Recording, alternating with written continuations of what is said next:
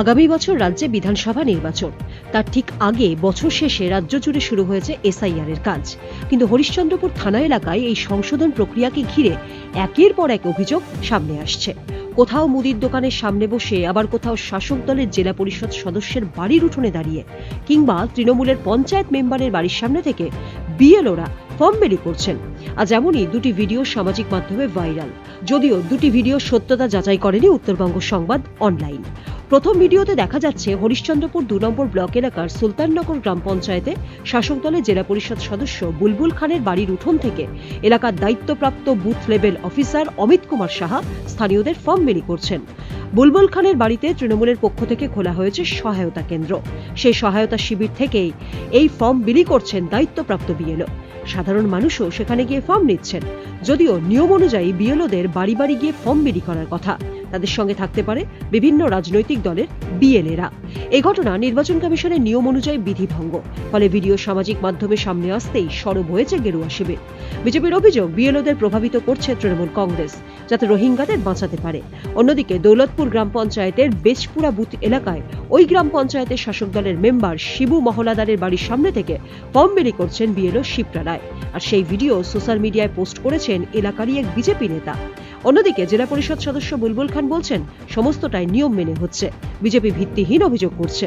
BJP জেলা কমিটির সদস্য কিষাণ কেডিয়া বলেন, আমরা অবিলম্বে এই বিষয়ে নির্বাচন কমিশনের কাছে অভিযোগ করব। আজকে দেখা যাচ্ছে যে আমাদের জেলা পরিষদের সদস্য, যিনি উনার বাড়িতে বসে বিএলও ফর্মগুলো বিলি করছে। আমরা এটা দেখতে পেয়েছি। আমরা বিডিও সাহেবকে বলবো এটার এগেনস্টে ব্যবস্থা নিতে। যদি বিডিও সাহেব যদি ব্যবস্থা না করতে পারেন, তাহলে আমরা সরাসরি নির্বাচন কমিশনকে এর এগেনস্টে কমপ্লেন করব এবং যুক্ত আমরা বিডিও সাহেবকেও করব। যেহেতু বিডিও সাহেব এটাকে পরিচালনা করছেন, তিনি যদি কোনো পদক্ষেপ না নেন, তাহলে আমরা অ্যাকশন নিব। আজকে আপনারা জানেন যে বিএলওদেরকে যে ভয় দেখাচ্ছে, তৃণমূল নেতা শুধু দেখাচ্ছে না, আজকে মাননীয় মুখ্যমন্ত্রী সরাসরি নিজে এগুলো ভয় দেখাচ্ছেন। উনার কাছ থেকে তো এরা শিখছে। আজকে যে পার্লামেন্টে দাঁড়িয়ে একটা মুখ্যমন্ত্রী মাননীয় প্রধানমন্ত্রী স্বরাষ্ট্রমন্ত্রীকে গালিগালাজ করছেন চোর চোর করে, উনি তো শিক্ষা দিচ্ছেন এদেরকে। আজকে তৃণমূল যে সরকারটা আছে সম্পূর্ণ চোরের সরকার। উনারা সব গাইডলাইন দিচ্ছেন ওখান থেকে, কলকাতা থেকে বসে নবান্ন থেকে গাইডলাইন দিচ্ছেন যে বিএলওদেরকে কীভাবে শাসানি করতে হবে, বিএলওদেরকে কীভাবে পিটাতে হবে, বিএলওদের কাছে কীভাবে ফর্ম নিতে হবে, সব ওখান থেকে যোগাযোগ নির্দেশ আসছে।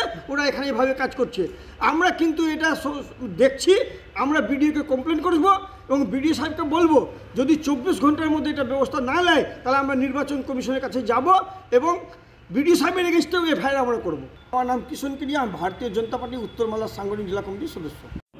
আমাদের বাড়িতেই সহায়তা কেন্দ্র আছে, তো বিএলও আছে। আমরা মানুষের সহযোগিতা করছি, বাড়ি বাড়ি যাচ্ছি। আর বিজেপি যে চক্রান্ত করেছে, বিজেপির এই চক্রান্ত কাজ দেবে না মানুষকে হ্যারাসমেন্ট করার। সোনাক্ষী, মশলা কোথায়?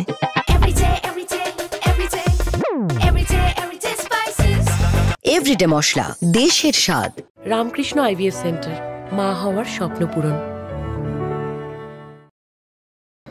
মানুষকে যে কাগজপত্র জোগাড় করা, এই বিজেপি চক্রান্ত সর্বোপরিভাবে বাংলার লোক কিন্তু বিরত করবে। আর মাঠে আমরা নেমে কাজ করছি। কে আছে মাঠে?